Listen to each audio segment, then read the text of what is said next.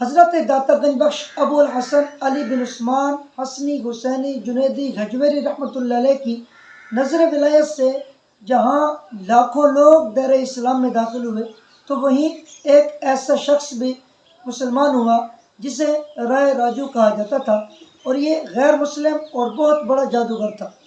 لوگ اس کی طرف اپنے جانوروں کو دودھ بطور نذرانہ لے کر آتے تھے۔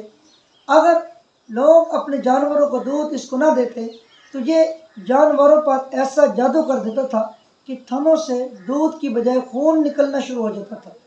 ایک مرتبہ ایک عورت دودھ لے کر اس کی طرف جا رہی تھی کہ راستے میں حضرت سیدنا داتا علی حجویری رحمۃ اللہ علیہ سے اس کی ملاقات ہوئی۔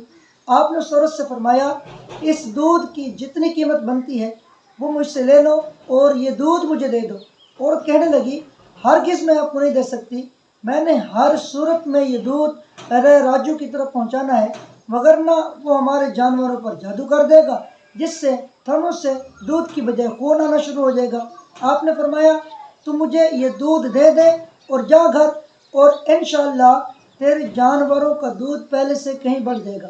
جب عورت گھر پہنچی تو یہ بات دیکھ کر حیرت میں مبتلا ہو گئی کہ اس کے جانوروں کو دودھ اس قدر بھر چکا تھا کہ گھر کے اندر موجود تمام برتن دودھ سے بھر گئے، لیکن دودھ ابھی تک ختم نہیں ہو رہا تھا۔ ناظرین، حضرت داتا صاحب کی یہ کرامت لوگوں کے اندر مشہور ہو گئی، پھیل گئی، اور لوگوں کے دلوں میں آپ کی عقیدت بیٹھ گئی۔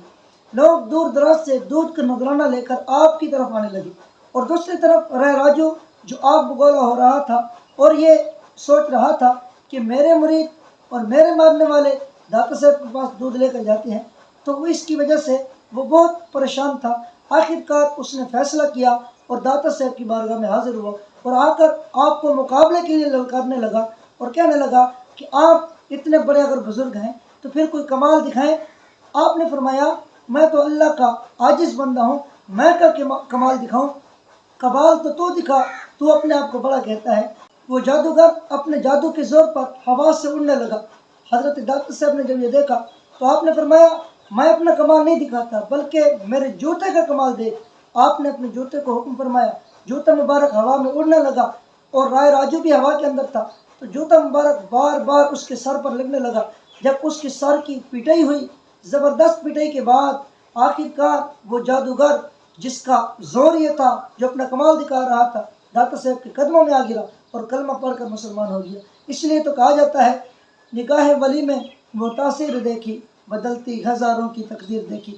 صرف رائے راجو ہی نہیں بلکہ اس کے ماننے والے عقیدت مند جتنے بھی تھے، سارے کلمہ پڑھ کر مسلمان ہو گئے۔